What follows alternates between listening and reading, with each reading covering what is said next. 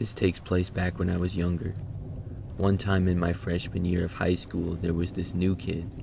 When the freshman year began, there was actually several new kids in my grade, but by the time the semester was over, I had known who most of them were. During the second semester, though, there was another new kid. It was more unusual for people to come new to the school during the second semester and not the first. I had a Spanish class with the new kid, and I didn't really know anything about him other than that he was new. One day when class ended, we were all standing around waiting for the bell to ring. The guy came up to me and told me that his name was Alex. We talked very briefly for maybe a minute until the bell rang and we left class. Alex just said that he had transferred schools from another one a few cities away. He said that his family had recently moved. He asked me my name and stuff. That was pretty much it for the first conversation. Not long after that, in the same class, when we were waiting for the bell to ring again another time, we spoke again. It was just another brief conversation until the bell rang.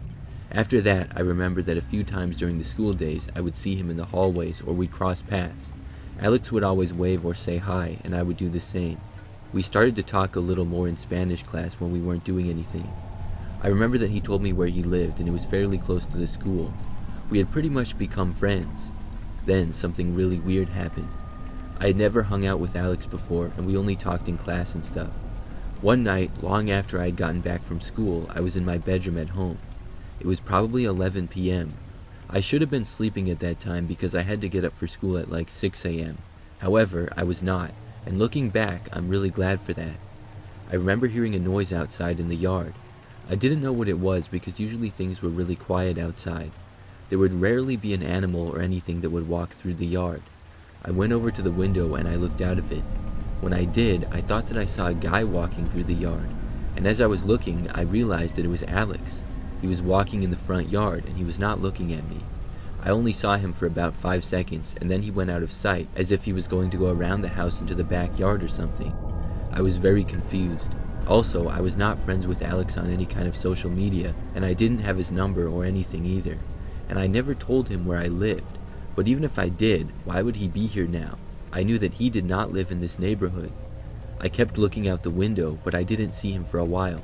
Then I left my bedroom and went into the living room, which was at the back end of the house. Everyone else was already asleep besides me, and all the lights were off. So I went and looked out of a living room window. At first, I saw nothing. After a while, though, I saw Alex walking. He was a good distance away from the house, and I wasn't sure what he was doing. The way that he was walking was just towards the other end of the yard. I continued to watch him. Then, after going out of sight behind a tree briefly, he appeared again. Now he was walking towards our house. As he was, though, he looked up and seemed to notice me at the window. All the lights in the house were off, so I don't think he had a great look at me, but I know that he noticed, because he kind of stopped and appeared to be looking right in my direction for a while.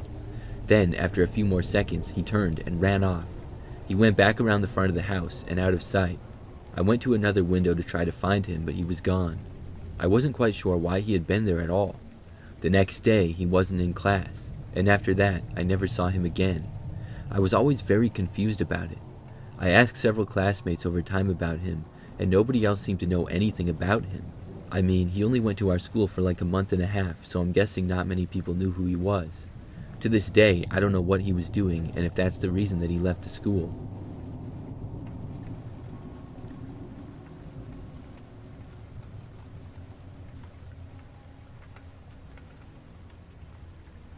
One time when I was shopping, I met another woman at the store.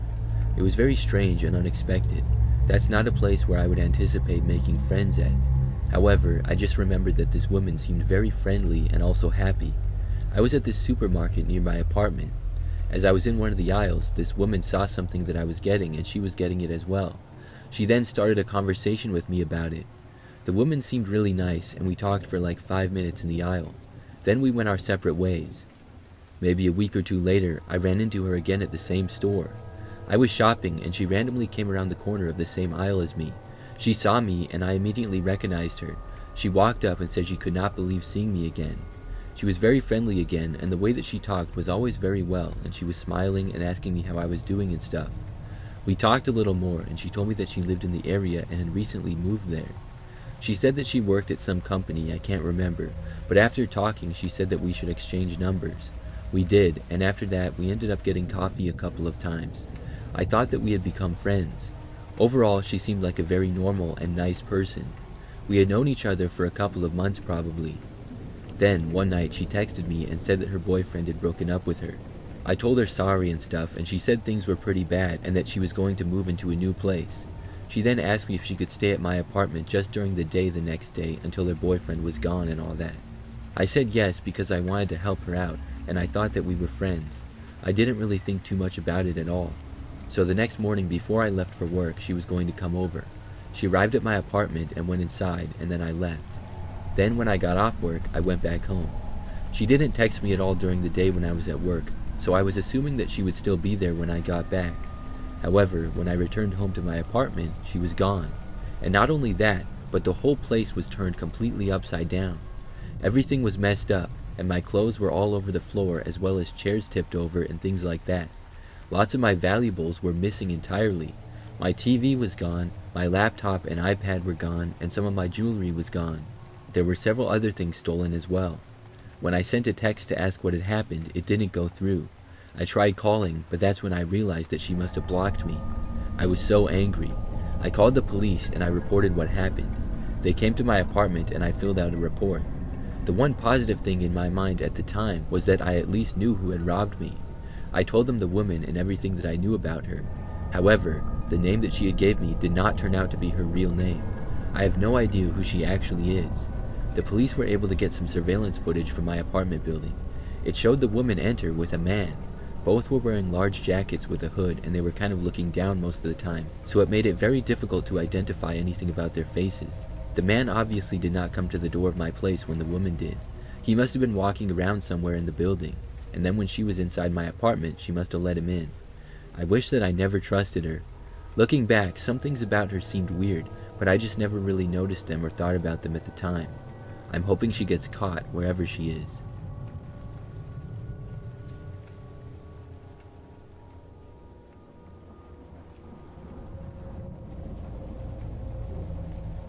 I live in the city, and for a stretch of time a while back, I would jog through a park every morning. I went before work, so I would jog at about 6 a.m., and then I would get back to my apartment at about 7.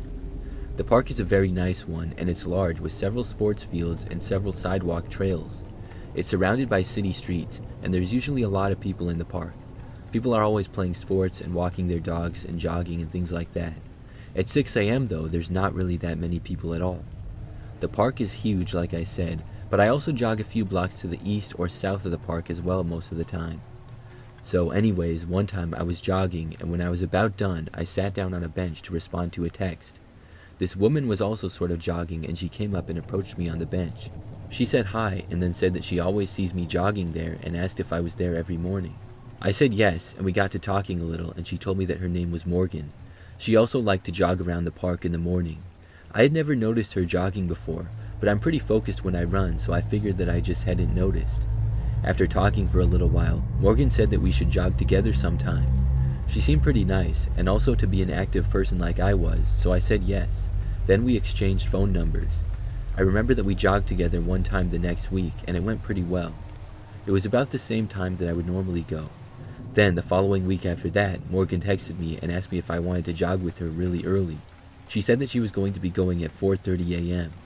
Now, this was well before sunrise and an hour and a half earlier than I usually went, but I'm a morning person for the most part, and I thought that I might enjoy being up that early for a change. I also didn't want to disappoint Morgan, so I said yes. I remember that she told me a spot where we would meet and said that she liked to start there. There was a new loop that she liked to run around or something like that. So the next morning, I got up bright and early at 4 a.m. Then I left and headed for the park. When I arrived, it was empty with it being dark out and 4-something in the morning. I walked through the park to the starting point where I was supposed to meet Morgan. This area was more secluded and past some trees. I remember getting there and seeing no one. I was a couple of minutes early, but I still expected Morgan to have been there. After standing around and waiting for a few minutes, I heard footsteps approaching. I thought that it had to be Morgan, but it was not. I looked over and I saw this large man wearing all black clothing, including a mask over his entire face. It was a thin mask, but I still couldn't make out his identity at all. He was headed straight for me, and I turned and started to walk in the other direction because this guy just seemed really sketchy. That's when he moved much faster. Before I knew it, he was right behind me, and then he reached out and started to grab me. I quickly started running away. I just barely made it out of his hands and started running towards the paths. The guy was also very fast, and he quickly started catching up with me. In one of my pockets, I always kept pepper spray from living in the city and walking around a lot, and as I ran, I reached for it. This slowed me down a little, and just when I got it out, the man caught up with me. As soon as he started to grab me again, I stopped and I sprayed him right in the face. It got him good, and he still tried to grab me, but now he couldn't really see anything and he was coughing. I started coughing as well because I sprayed so much that I got myself a little too, but not nearly as bad as him. I sprinted away and was able to make it out of the park. I got back to my apartment, and after arriving, I hadn't figured that the guy was in any way related to Morgan. I thought that he was just a random guy trying to mug people in the park in the middle of the night. When I got back to my apartment though, I remembered and I wanted to text Morgan to tell her what happened. But when I tried to text her, I was blocked. That's when I realized that she probably set me up. After that, I didn't go jogging in that park for a long time.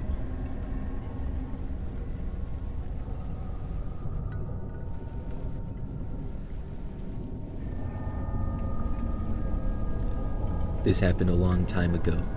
I was a kid about 8 years old and I lived with my parents and siblings. We lived in this really large neighborhood. There was street after street with many houses on each of them. Sometimes I would hang out with other kids on the street, but not really that much. Most of my good friends were from school and didn't live in our neighborhood really. So one day, I remember that my mom told me that she had met a neighbor and was talking to her. She said that the neighbor had a son named Tommy around my age and that I should meet him. My mom said that he could be a good friend for me. I was interested in making new friends, of course, being a kid, and I said that I did want to go to his house. Apparently his parents had invited me over. Now this was a really long time ago, so I don't remember or know how my parents met Tommy's parents. I just know that they apparently talked to them, and his parents had asked me to come over and hang out with their son Tommy. So I remember that my mom drove me over to Tommy's house the next day and dropped me off. I was slightly nervous because I was a shy kid and hadn't met Tommy before, but overall I figured that it would be fun and that I would become friends with this kid. So we got to the house, which was like 3 streets over from mine. It was pretty close. I knew where it was, but I had never really been there before. Tommy's house looked a lot larger than our house. We went inside and my mom talked to Tommy's parents very shortly, but I never saw Tommy in that time. Then my mom left and it was just me and Tommy's parents. They told Tommy to come out of his room and say hi to me. A short time later, this kid came out from the hallway. I just remember that he had dark hair and was a lot larger than me. Tommy's parents said that we should hang out now, and then they walked away, and I have no idea where they went. His house had these really tall ceilings, I remember, and it just seemed huge to me. It was also very clean and stuff. So Tommy told me to follow him, and we went down the hallway and into his bedroom. His bedroom was also much larger than mine. It was pretty nice, but also very clean and organized. Tommy didn't say much. I remember that he told me to sit on his bed. Then he went over to the other end of the room, and he pulled out a Nerf gun from this box. At that point, he just started shooting at me over and over again with his gun. He hit me a bunch of times, and after I got pelted in the face several times, Tommy finally ran out of bullets. I was kinda mad, but I told him to give me a Nerf gun too. I figured that we would have a Nerf war with each other. He looked at me like I was crazy though, and he said, "No way, dude." Then he put that gun back in the box, and he took out another one. This one was larger, and he proceeded to shoot me a bunch more times with that one. He started laughing like crazy, and I got up and I started to dodge the Nerf bullets. I was trying to get away, but I couldn't really dodge all of them. I told Tommy to stop, but he just kept shooting me and laughing.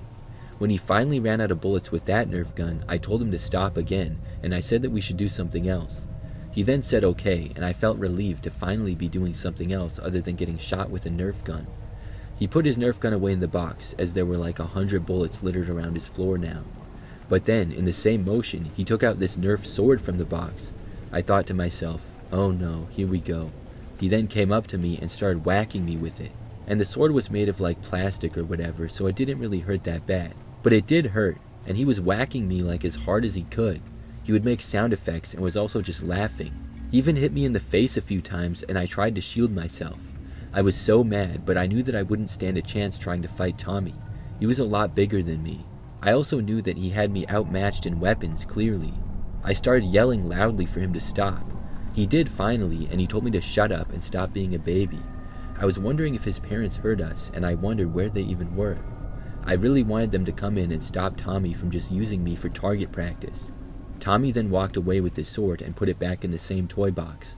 Then he reached into it again, and this time he pulled out a Nerf slingshot. I was so mad when I saw it. I thought to myself, no, we're not doing this again. So I turned and I just ran for the door and left his room. I sprinted down the hallway. I heard Tommy come running after me. As I sprinted for his front door, a ball from the slingshot went shooting past my head. Of course, Tommy's parents were nowhere to be seen. I went for the front door and I left. I then sprinted down the driveway and into the street. I didn't stop running until I had made it all the way back to my street. Then I walked back to my house and went inside. My parents asked me what I was doing home, and I told them. I said Tommy was crazy and I never wanted to hang out with him again. I don't really remember what happened after that. I think my parents had to have called Tommy's parents, but I don't remember the outcome. I do know that I never saw Tommy again after that. He didn't go to my school or anything, and I'm glad. It still makes me mad when I think back to it. He was just using me for target practice, and if I had stayed there, I have no idea how many other Nerf weapons he would have took out of that toy box. Sometimes I wish I had punched Tommy in the face. In the end though, I'm just glad that I left when I did.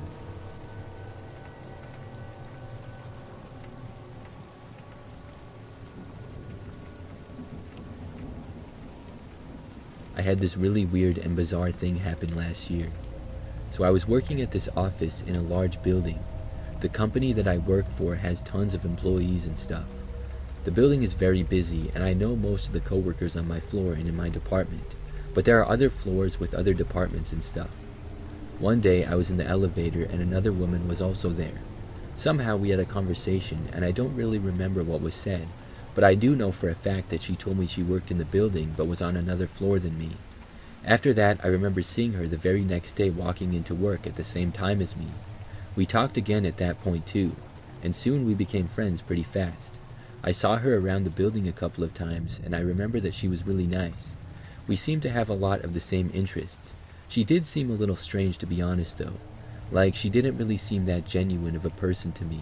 Everything that I said she would always agree with and stuff, and she seemed to have fake excitement. But anyways, most of the places I'd see her was in the lobby, cafeteria, elevators, or whatever. Like I said, the company was huge, and it almost felt like a college campus in some ways. There were so many people and so many cafeterias and places to hang out and stuff. I was not best friends with this woman by any means, but I would say that we talked with each other in the building a couple of times a week. The building was kind of going 24/7. Then one day, a coworker of mine on my floor asked me if I heard about what happened recently. I had no idea what they were talking about, and I said no.